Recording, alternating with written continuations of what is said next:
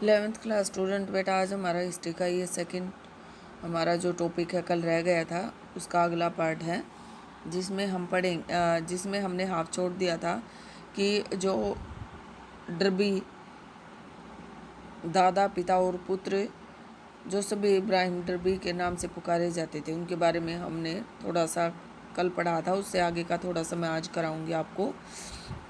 उसके बाद हम अपना नेक्स्ट टॉपिक स्टार्ट करेंगे। तो मैंने आपको बताया था कि इसमें दादा पिता और पुत्र 3 पीढ़ियाँ हैं और इन सभी को इब्राहिम डर्बी के नाम से जाना जाता था।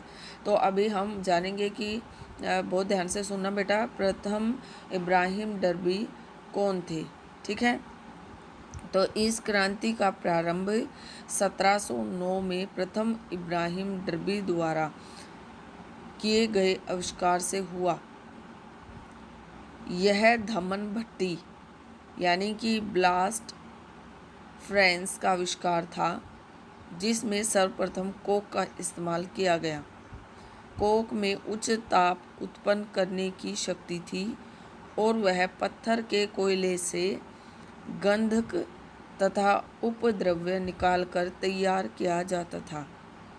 इन भट्टियों से जो पिघला हुआ लोहा निकलता था उससे पहले की अपेक्षा अधिक बढ़िया और लंबी ढलाई की जा सकती थी।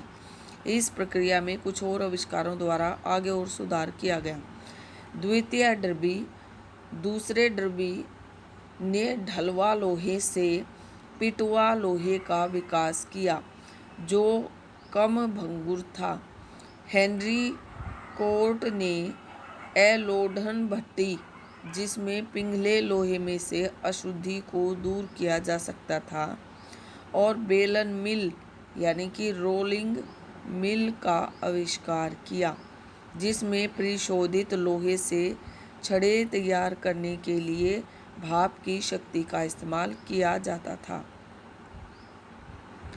लोहे से अनेक उत्पाद बनाना संभव हो गया। ठीक है, लोहे के भौतिक और रासायनिक गुणधर्म को नियंत्रित किया जा सकता था। जॉन विल्किनसन ने सर्वप्रथम लोहे की कुर्सियाँ, आसव, शराब की भट्टियों के लिए टंकियाँ, लोहे की सभी आकारों की नालियाँ बनाई। ठीक है, 1779 में तृतीय डर्बी ने विश्व में पहला लोहे का पुल कोलब्रुकडेल सेवन नदी पर बनाया। विल्किंसन ने पानी की पाइपें पहली बार ढलवा लोहे से बनाई। उसके बाद लोहा उद्योग कुछ खास क्षेत्रों में कोयला खनन तथा लोहा प्रगलन की मिलीजुली इकाइयों के रूप में केंद्रित हो गया। ठीक है बेटा, अब नेक्स्ट आज का हमारा जो टॉपिक है वो हम स्टार्ट करेंगे। जैसे है इसमें कपास की कताई और बुनाई। ब्रिटिश हमेशा ऊन और सन दोनों के मिक्स से बना कपड़ा है लिनन से बने कपड़ा बुना करते थे। 17वीं शताब्दी से इंग्लैंड भारत से बहुत बड़ी लागत पर सूती कपड़े की गांठों का आयात करता था, लेकिन जब भारत के हिस्सों पर ईस्ट इंडिया कंपनी का राजनीतिक नियंत्रण स्थापित हो गया तब इंग्लैंड ने कपड़े के साथ साथ कच्चे कपास का आयात करना भी शुरू कर दिया, जिसकी इंग्लैंड में आने पर कताई की जाती थी और उससे कपड़ा बुना जाता था। 18वीं सदी के प्रारंभिक वर्षों में कताई का काम इतनी धीमी गति और मेहनत से किया जाता था कि एक बुनकर को व्यस्त रखने के लिए आवश्यक धागा काटने के लिए 10 काटने वालों, अधिकतर स्त्रियों, अंग्रेजी भाषा में प्रयुक्त शब्द स्पिस्टर से बना है, की ज़रूरत पड़ती थी। इसलिए काटने वाले दिन भर कताई के काम में लगे रहते थे और बुनकर बुनाई के धागे के इंतज़ार में समय बर्बाद करते रहते थे। लेकिन प्रौद्योगिकी के क्षेत्र में अनेक आविष्कार हो जाने के बाद कच्ची रुई को काट कर उसका धागा बनाने और उससे कपड़ा बनाने की रफ्तार बीच पहले जो अंतर था वह खत्म करने में सफलता मिल गई। इस कार्य को और अधिक कुशलतापूर्वक करने के लिए उत्पादन का काम धीरे धीरे कताईगारों और बुनकरों के घरों से हटाकर फैक्ट्रियों यानी कारखानों में चला गया। यहाँ पर एक पिक दिखाई दे रही है आपको। इस पिक में एक लेडीज़ आपको दिखाई दे रही है जो कि अपने पाँवों से ट्रेड मिल पाँव चक्की चला रही है। और इसी समय पर और भी बहुत सारे आविष्कार हुए। सेकंड, इसमें आप देख पाएंगे कि उड़न तुरी करघे का आविष्कार जॉन के द्वारा किया गया। उड़न तुरी जो करघा है उसमें क्या है कि फ्लाइंग शटल लूम यानी उड़न तुरी करघे की सहायता से कम समय में अधिक चौड़ा कपड़ा बनाना संभव हो गया। ठीक है। जेम्स हरग्रीव्स ने स्पिनिंग जेनी का आविष्कार किया। ये एक ऐसी मशीन थी जिस पर अकेला व्यक्ति एक साथ कई धागे काट सकता था, जिससे बुनकरों को उनकी आवश्यकता से अधिक तेजी से धागा मिलने लगा। फिर है रिचर्ड आर्कराइट। इन्होंने वाटर फ्रेम नाम की मशीन द्वारा पहले से कहीं अधिक मजबूत धागा बनाया। इससे लिनन और सूती धागा दोनों को मिलाकर कपड़ा बनाने की बजाय अकेले सूती धागे से ही विशुद्ध सूती कपड़ा बनाया जाने लगा।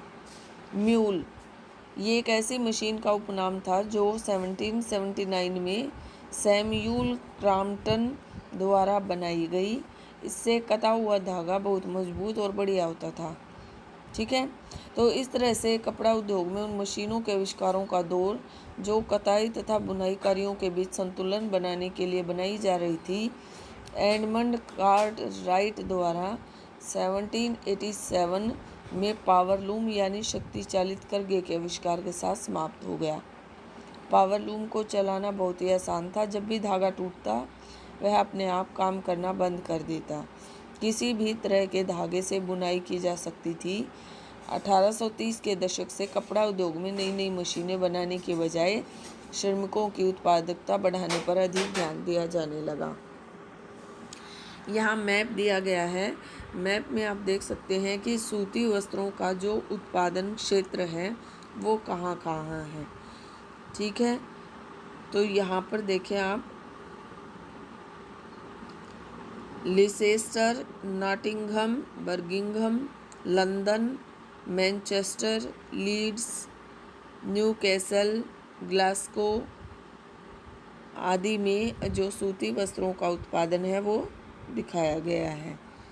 1780 के दशक से कपास उद्योग कई रूपों में ब्रिटिश औद्योगिकरण का प्रतीक बन गया। इस उद्योग की दो प्रमुख विशेषताएं थी। तो मैं अभी आपको बताऊंगी कि वो दो प्रमुख विशेषताएं कौन सी थी। पहली, कच्चे माल के रूप में आवश्यक कपास पूर्ण रूप से आयात करना पड़ता था। जब उससे कपड़ा तैयार हो जाता तो उसका अधिकांश भाग निर्यात किया जाता था। संपूर्ण प्रक्रिया के लिए इंग्लैंड के पास अपने उपनिवेश होना ज़रूरी था, जिससे कि इन उपनिवेशों से कच्ची कपास भरपूर मात्रा में मंगाई जा सके और फिर इंग्लैंड में उसे कपड़ा बनाकर उन्हीं उपनिवेशों के बाज़ारों में बेची जा सके। फिर है भाप की शक्ति। भाप की शक्ति में क्या है, जब यह पता चल गया कि भाप अत्यधिक शक्ति उत्पन्न कर सकता है तो यह बड़े पैमाने पर औद्योगिकरण के लिए निर्णायक सिद्ध हुआ।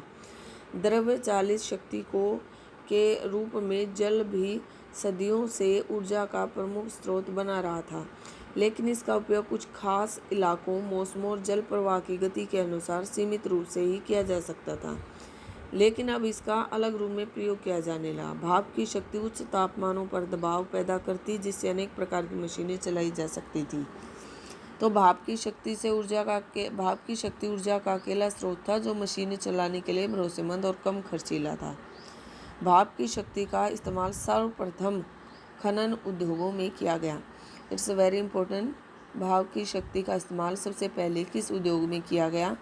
1 मार्क्स क्वेश्चन बन रहा है आपका, तो आप यहाँ अंडरलाइन कर लेंगे। खनन उद्योग में सबसे पहले इसका प्रयोग किया गया। ठीक है। फिर है कि थॉमस सेवरी ने खानों से पानी बाहर निकालने के लिए 1698 में माइनर फ्रेंड खनक मित्र नामक एक भाप के इंजन का मॉडल बनाया। ये इंजन छिछली गहराइयों में धीरे धीरे काम करते थे और अधिक दबाव हो जाने पर उनका वाष्पित फट जाता था। भाप का एक और इंजन 1712 में थॉमस न्यूकोमन द्वारा बनाया गया। इसमें बड़ी कमी यह थी कि संघनन बेलन के लगातार ठंडा होते रहने से इसकी ऊर्जा खत्म होती रहती थी। भाप के इंजन का इस्तेमाल 1769 तक केवल कोयले की खानों में होता था। जब जेम्स वाट ने इसका एक और प्रयोग खोज निकाला, वाट ने एक ऐसी मशीन विकसित की जिससे भाप का इंजन केवल एक साधारण पंप की बजाय एक प्राइम मूवर यानी प्रमुख चालक के रूप में काम देने लगा, जिससे कारखानों में शक्ति चालित मशीनों को ऊर्जा मिलने लगी। एक धनी निर्माता मैथ्यू बाल्टन की सहायता से वोट ने 1775 में बर्मिंघम ने सोहो फाउंड्री का निर्माण किया। इस फाउंड्री में वाट के स्टीम इंजन बराबर बढ़ती हुई संख्या में बनकर निकलने लगे। 18वीं शताब्दी के अंत तक वोट के भाप इंजन ने द्रव्य चालित शक्ति का स्थान लेना शुरू कर दिया। 1800 के बाद अधिक हल्की और मजबूत धातुओं के इस्तेमाल से, अधिक सटीक मशीनी औजारों के निर्माण से और वैज्ञानिकी जानकारी के अधिक व्यापक प्रसार से भाप के इंजन की प्रौद्योगिकी और अधिक विकसित हुई। नेक्स्ट है हमारा जो टॉपिक वो